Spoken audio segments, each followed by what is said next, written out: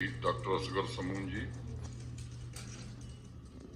Jammu Kashmir police के अतिरिक्त महानिदेशक हेडक्वार्टर श्री अब्दुल गनी मीर जी,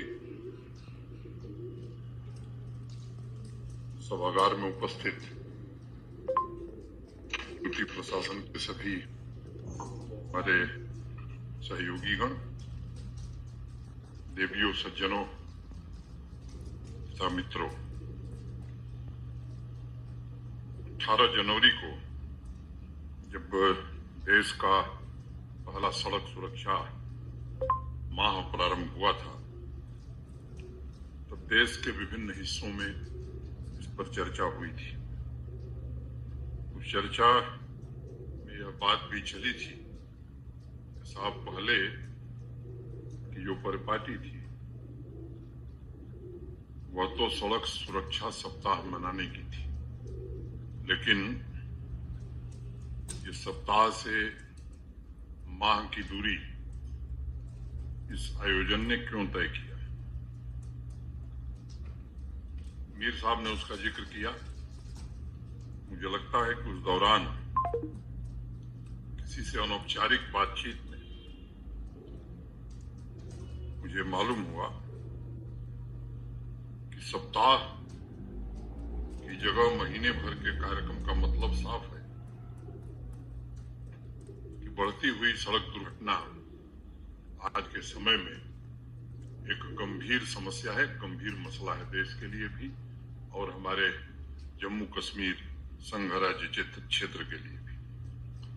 और इसको लेकर के जहां भारत सरकार संवेदनशील है, वहीं जम्मू कश्मीर का प्रशासन भी उसी भावना के साथ अपनी संवेदनशीलता प्रकट करते हुए इस आयोजन को सफल बनाने के अनेक उद्यम किए हैं, अनेक प्रयास किए हैं। और ये पूरा जो कार्यक्रम है उन्हीं प्रयासों की एक कड़ी है। वाकई में अगर सड़क दुर्घटनाओं के जो आंकड़े हैं वो अगर आप देखेंगे तो बड़े चौंकाने वाले हैं। नेशनल क्राइम रिकॉर्ड ब्यूरो की जो रिपोर्ट पिछले साल सितंबर में प्रकाशित हुई थी, उसमें इस बात का जिक्र था कि 2019 में रोड एक्सीडेंट की वजह से हो रही मौतों में 2018 की तुलना में 1.8% का इजाफा हुआ है।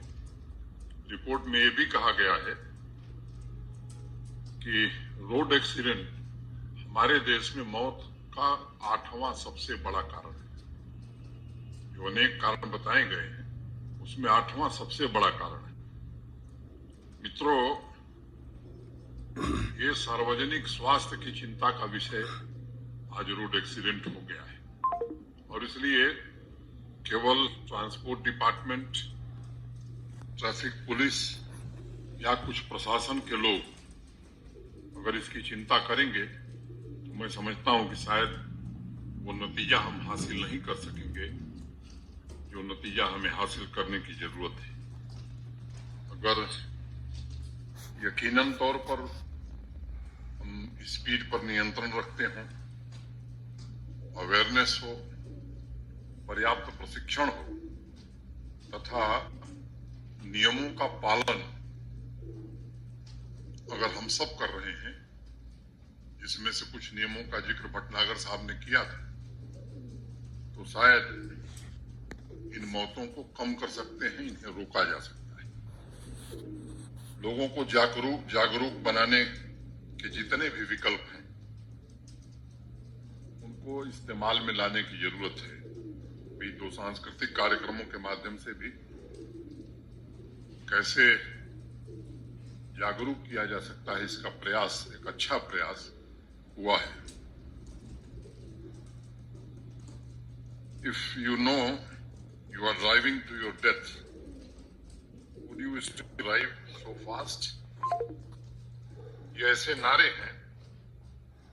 साउथ अफ्रीका में अगर आप कभी गए होंगे तो जगह जगह सड़कों पर इस तरह के नारे लिखे जाते हैं और इससे एक मैं समझता हूं कि प्रभावी असर पड़ता है लोगों की मनोदशा पर, मस्तिष्क पर। आप में से अनेक लोग अमेरिका भी गए होंगे। वहां एक दूसरे स्लोगन का इस्तेमाल होता है, donate blood but not on roads. रक्तदान कीजिए लेकिन सड़क पर मत करिए। कम्युनिकेशन के और कौन से तरीके हो सकते हैं? ये केवल प्रशासन के लोग इसमें लगे जरूरी नहीं, आप में से भी, समाज के लोग भी बेहतर स्लोगन इसके लिए खोज सकते हैं। प्रशासन की ओर से हम कोई प्रतियोगिता का आयोजन इसमें कर सकते हैं कि जन भागीदारी इससे भी बढ़े, और जो सर्वोत्तम स्लोगन होगा उसको पूरे यूटी में हम लागू करें। इस तरह का अभियान भी हम चला सकते हैं जिससे अधिक से अधिक लोग इस अभियान से जुड़े। नेशनल क्राइम रिकॉर्ड ब्यूरो की रिपोर्ट में यह भी कहा गया है कि 2019 में सड़क दुर्घटना में मरने वालों की संख्या 15 लाख से 1,54,732 नहीं, 15,04,732 15,04,732 में से 65%, और ये जो मृत्यु हुई है इसमें 65% लोग 18 से 45 वर्ष आयु वर्ग के हैं। ये ताज्जुब करने वाली बात है, आपके लिए भी हमारे लिए भी है, कि 14 वर्ष से कम उम्र वाले बच्चों की भी जो मृत्यु हुई है वो 2.62% है। जम्मू कश्मीर में 61 एक्सीडेंट ऐसे हुए हैं जिसमें वाहन चालक की उम्र 18 साल से कम की रही। और यह कैसे हुआ, मुझे लगता है कि किसी को बताने की जरूरत नहीं है, हमको समझने की जरूरत है। और कहीं न कहीं मुझे लगता है कि अभिभावकों को भी, समाज के लोगों को भी इस पर ध्यान देने की जरूरत है। और इसमें पेरेंटल और स्कूल का इंटरवेंशन मुझे लगता है कि सबसे प्रभावी होगा, और इस पर भी हमें विचार करने की आवश्यकता है। मित्रों, इसका बड़ा गहरा सामाजिक और आर्थिक असर भी पड़ता है। एक एनजीओ सेव लाइफ फाउंडेशन की रिपोर्ट मैंने देखी है अभी, और उसने बड़े विश्लेषण करने के पश्चात यह निष्कर्ष निकाला है कि प्रतिवर्ष रोड एक्सीडेंट की वजह से देश के लगभग 3% जीडीपी का नुकसान होता है। अगर इसे हम रुपए में बदलते हैं, करेंसी में कन्वर्ट करते हैं, तो हर साल लगभग 4 लाख करोड़ रुपए का नुकसान यह देश रोड एक्सीडेंट की वजह से हमारे देश को हो रहा है। और अभी भारत सरकार का जो मंत्रालय है, मिनिस्ट्री ऑफ रोड ट्रांसपोर्ट, अभी ये आंकड़े उसने जारी किए। जब भी संसाधनों की क्षति होती है, पूरे सिस्टम पर बोझ पड़ता है, तथा कई परिवार तो ऐसे होते हैं जिनमें मुख्य कमाई करने वाला ही इसका शिकार हो जाता है। ऐसे बहुत से उदाहरण आपको आस-पास, पड़ोस में मिल जाएंगे। और इसकी वजह से अनेक परिवार गरीबी रेखा के नीचे आ जाते हैं, क्योंकि जो मुख्य स्रोत था हमारी आमदनी का, वही समाप्त हो जाता है। और इसलिए मेरा मानना है कि इस विषय पर अब लगातार जागरूकता अभियान चलाने की जरूरत है। ये माह पूरा हुआ, लेकिन मुझे लगता है जो मीर साहब ने बात कही, पूरे वर्ष भर या हर समय हमारे चित्त में, हमारे ध्यान में ये बात रहे, और हम जितना इसमें कर सकते हैं, मुझे लगता है खासतौर से युवा, यूथ, स्कूल और कॉलेज, सामाजिक संगठन, ऐसे लोग जितने जुड़ सकते हैं इसमें, मैं समझता हूं कि इस अभियान की सफलता में उतना ही 4 चांद लगेगा। कुछ साल पहले मुझे याद है, आप में से भी कुछ लोगों को स्मरण होगा कि देश के सम्माननीय प्रधानमंत्री जी के निर्देशन में एक कार्यक्रम आई सेफ की शुरुआत हुई थी। जिसमें स्कूल और कॉलेज में सड़क सुरक्षा को लेकर बच्चों में जागरूकता अभियान की चैंपियनशिप प्रतियोगिता आयोजित की गई थी और सबसे जागरूक कॉलेज को पुरस्कार के रूप में कुछ धनराशि भी दी जाएगी।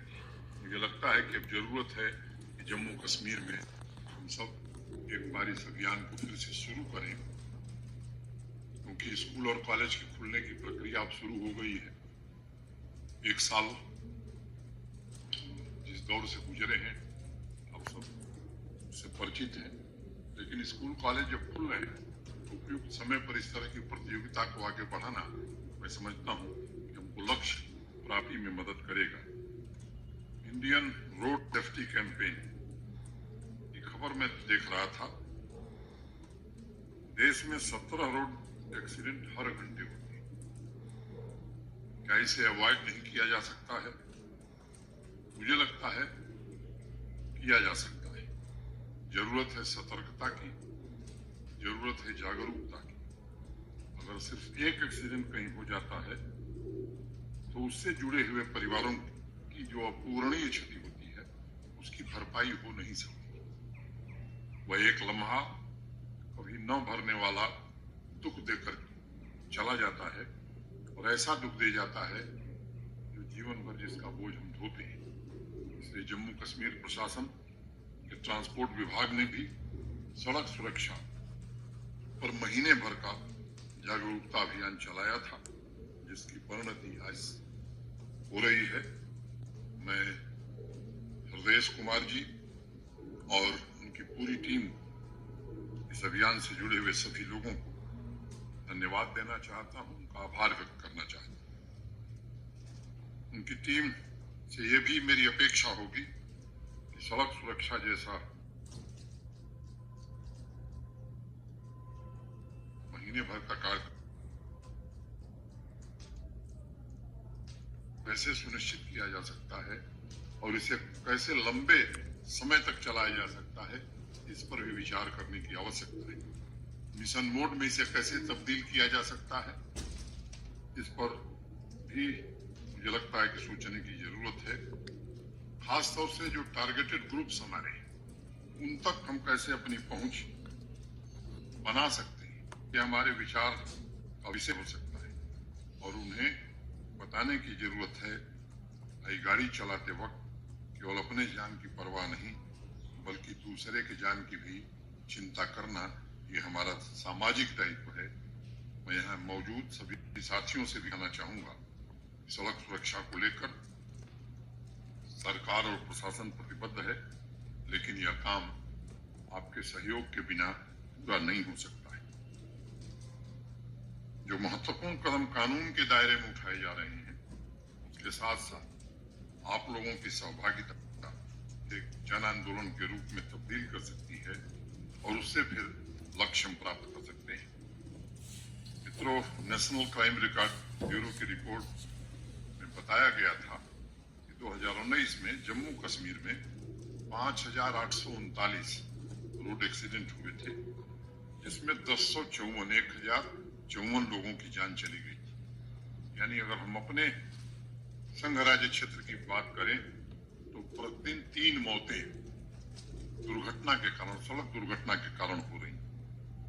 मुझे बताया गया है कि ट्रांसपोर्ट डिपार्टमेंट ने road accident data management system बनाया है, जिसे यूनियन टेरिटरी की सड़कों पर जहां भी ब्लैक स्पॉट है उनकी पहचान की जा रही है और एक्सीडेंट की एनालिसिस का भी काम होने वाला है। मीर साहब ने कहा कि 3 इंटरवेंशन है, एक की बात उन्होंने नहीं की, मैं उसका भी जिक्र जरूर करना चाहूंगा कि अगर एनालिसिस में हम ये मालूम कर सकते हैं कि सड़क की डिजाइन में परिवर्तन करना है या कोई इंजीनियरिंग इंटरवेंशन की जरूरत है, उस पर जो भी स्टेक होल्डर डिपार्टमेंट है उनके साथ मिलकर निश्चित रूप से हमें आवश्यक कदम उठाना हो। यह भी ध्यान देने की बात है कि जहां ज्यादा एक्सीडेंट हो रहे हैं, क्या उन जगहों की सेफ्टी ऑडिट हुई है? ये सुझाव ट्रांसपोर्ट डिपार्टमेंट की ओर से आवे तो तो अपना जो रोड एंड बिल्डिंग का डिपार्टमेंट है उससे तालमेल बैठा करके मुझे लगता है कि इस काम को भी जमीन पर उतारने की कोशिश हम कर सकते हैं। हमारी सड़कें पहाड़ी क्षेत्रों में हैं, फाइबर के लिए सही संकेतक लगे हैं या नहीं लगे हैं, नहीं लगे हैं तो जल्द से जल्द कोशिश करेंगे वहां संकेतक हैं। ऐसी कौन सी जगह है जहां सड़क के ढांचे में सुधार करना अति आवश्यक है। सुरक्षा को लेकर के इस तरह के बड़े सवाल हैं और मैं मानता हूं यह अनवरत चलने वाला काम है और अगर इस तरह के सुझाव डिपार्टमेंट से उतरकर जमीनी स्तर पर बदलाव बन जाएंगे तो इस दिशा में काफी सुधार हो सकता है। अक्सर हाईवे पर चल रही बसों और ट्रकों के पीछे लिखा रहता है सावधानी घटी, दुर्घटना घटी। अभी इस सांस्कृतिक कार्यक्रम में भी हमने देखा है, इसलिए सावधानी हमेशा बरकरार रहे और इस पर 24/7 ध्यान हम दें, ये आज आवश्यकता है। प्रदेश जी ने अभी बताया कि रोड सेफ्टी को लेकर पिछले 1 महीने में कई कार्यक्रम हुए हैं जिसमें ट्रैफिक पुलिस के साथ मिलकर इस पर ध्यान दिया जा रहा है। मैं ज्यादा आंकड़ों में नहीं जाना चाहता हूं, लेकिन ये सराहनीय प्रयास है और हमें और भी इनोवेटिव आइडियाज पर काम करने की जरूरत है। हमें मिशन रोड सेफ्टी और गुड स्मार्ट प्रोजेक्ट भी लॉन्च करने चाहिए ताकि सड़क सुरक्षा में वॉलंटियर्स को भी जोड़ा जा सके। पुलिस और हेल्थ डिपार्टमेंट की मदद से फर्स्ट रिस्पॉन्डर और सेफ ड्राइविंग वर्कशॉप का भी आयोजन आने वाले समय में कर सकते हैं। आज का बदलता समय हाइब्रिड कम्युनिकेशन का हो गया है और इसलिए ऑनलाइन तथा ऑफलाइन कार्यक्रम आयोजित किए जा सकते हैं। आप लोगों को शायद पता होगा यूनाइटेड नेशन ने रोड सेफ्टी के लिए एक ग्लोबल प्लान ऑफ एक्शन बनाया था जिसमें सड़क सुरक्षा के 5 पिलर्स का जिक्र किया गया है। मेरी अपेक्षा होगी कि जम्मू कश्मीर में भी उस दिशा में हम काम करें। पहला, सड़क सुरक्षा प्रबंधन क्षमता का निर्माण। दूसरा, सड़क के बुनियादी ढांचे और व्यापक परिवहन नेटवर्क की सुरक्षा में सुधार। तीसरा, स्टेक होल्डर्स के साथ मिलकर के वाहनों की सुरक्षा में सुधार। चौथा, सड़क पर पैदल यात्रियों के लिए विशेष व्यवस्था। तथा पांचवा, दुर्घटना का जो हमारा रिस्पांस सिस्टम उसमें समय अनुसार सुधार। अगर हम इन 5 क्षेत्रों 5 पिलर्स संयुक्त रूप से काम कर सके, मैं समझता हूं कि जम्मू कश्मीर में रोड एक्सीडेंट के नंबर में काफी कमी की जा सकती। ट्रैफिक पुलिस कर्मियों का भी अत्यंत आभारी और उनका अभिनंदन करना चाहता हूं कि हर मौसम में यातायात व्यवस्था और यातायात कानून को लागू करने में दिन रात जुटे रहते हैं। इन 2-3 दिन पहले पुलिस ऑफिसर ने एक ट्रैफिक कांस्टेबल की फोटो ट्विटर पर डाली थी। भारी बारिश में भीगते हुए भी ट्रैफिक पुलिस का जवान यातायात को सुचारू रूप से चलाने के लिए वहीं मुस्तैदी से खड़ा था। उनके जो 3 नियम हैं, यातायात कानून की स्थापना, उन कानूनों के पालन को सुनिश्चित करना तथा जो दोषी पाया जाए उसे दंडित करना, इससे भी एक्सीडेंट को काफी हद तक कम किया जा सकता है। मित्रों, मुझे प्रसन्नता है प्रदेश कुमार और उनकी टीम लगातार ट्रांसपोर्ट सेक्टर में सुधार की दिशा में काम कर रही है। पिछले साल दिसंबर में 12 ऑनलाइन सर्विसेज शुरू की गई थी। उससे लोगों को सिर्फ सुविधा नहीं मिली है बल्कि ट्रांसपोर्ट ऑफिशियल्स के साथ इंटरफेस भी कम हुआ है। सिस्टम में ट्रांसपेरेंसी आ रही है और अकाउंटेबिलिटी भी बढ़ती जा रही है। आज 7 अन्य ऑनलाइन सर्विसेज का लोकार्पण आपके सम्मुख हुआ है। यह कदम पेपरलेस, कैशलेस तथा फेसलेस सरकारी लेन देन को प्रोत्साहित करेगा और इन सेवाओं को प्रदान करने में पारदर्शिता और जवाबदेही लाएगा।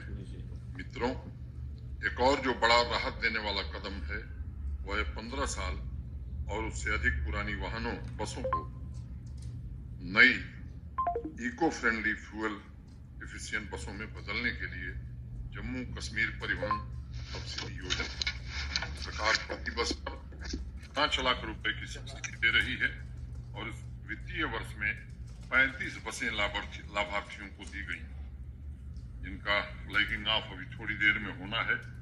इस पर कुल मिलाकर संघ राज्य क्षेत्र ने 1,75,00,000 रुपए खर्च किए हैं, सरकार ने उपलब्ध कराए हैं।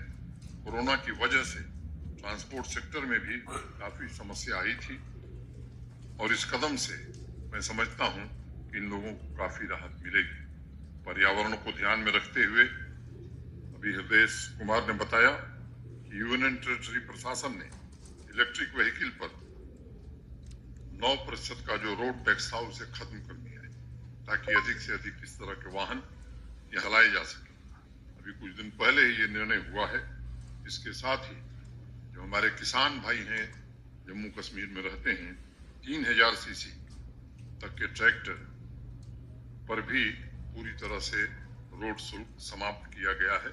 अपने दिव्यांग भाई बहनों के सशक्तिकरण की दिशा में कदम उठाते हुए ट्राईसाइकिल पर भी रोड टैक्स खत्म किया गया है।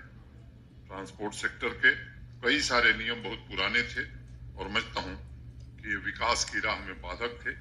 उसमें से एक नियम था जेके मोटर व्हीकल रूल्स 1991, जिसमें यह नियम था कि अगर ट्रांसपोर्ट व्हीकल का कोई नया मॉडल जम्मू कश्मीर में लॉन्च करना है तो उसके लिए एक इंपावर्ड कमेटी से परमिशन लेनी पड़ती थी। इसे भी अब यहाँ समाप्त कर दिया गया है। ये रिफॉर्म की दिशा में बढ़ता हुआ कदम है और मुझे लगता है कि ईज ऑफ डूइंग बिजनेस में जम्मू कश्मीर लगातार इन फैसलों के कारण अग्रसर हो रहा है। हम ट्रांसपोर्ट सेक्टर के इंफ्रास्ट्रक्चर को भी बढ़ाना चाहते हैं। करीब 17 करोड़ की लागत से institute of driving training and research centre Jammu के कोट भरवाल में बन रहा है, जिसका जिक्र भटनागर साहब ने किया और जो सड़क सुरक्षा के लिए भी बहुत महत्वपूर्ण है। इसके जरिए लोगों को सड़क सुरक्षा, मोटर वाहन नियमों के बारे में जागरूक बनाने में मदद मिलेगी और सही ड्राइविंग कौशल प्रशिक्षण के द्वारा भविष्य में सड़क दुर्घटनाओं को कम करने में भी सहायता मिलेगी। 14 करोड़ की लागत से एक inspection and certification centre Samba में बनाया जा रहा है, जिसमें वाहन के फिटनेस की जांच बिना किसी मैनुअल हस्तक्षेप के स्वचालित स्थिति में किया जाएगा। मैं फिर एक बार कहना चाहूंगा कि ट्रांसपोर्ट डिपार्टमेंट हो चाहे ट्रैफिक पुलिस, सभी दिन रात ये सुनिश्चित करने में लगे हुए हैं कि हर कोई बिना नुकसान के अपने गंतव्य तक पहुंच सके। अंत में मैं आप सभी से, जम्मू कश्मीर के नागरिकों से विशेष रूप से निवेदन करना चाहूंगा, be aware, be safe and be happy. अंत में हृदय जी ने शेर कह दिया तो मैं भी उसी समाप्त करता हूं कि जिधर की सिमत मेरे दोस्तों की बैठक थी, जिधर की सिमत मेरे दोस्तों की बैठक थी, उसी तरफ से मेरे सहन में पत्थर आए। मुझे लगता है कि इसका हम अगर ध्यान रखेंगे तो हम सुरक्षित भी रहेंगे और अच्छे ढंग से जी सकेंगे। फिर से आप सबके प्रति हृदय से कृतज्ञता ज्ञापित करते हुए अपनी बात को मैं यहीं पूरी करता हूं। धन्यवाद, नमस्कार।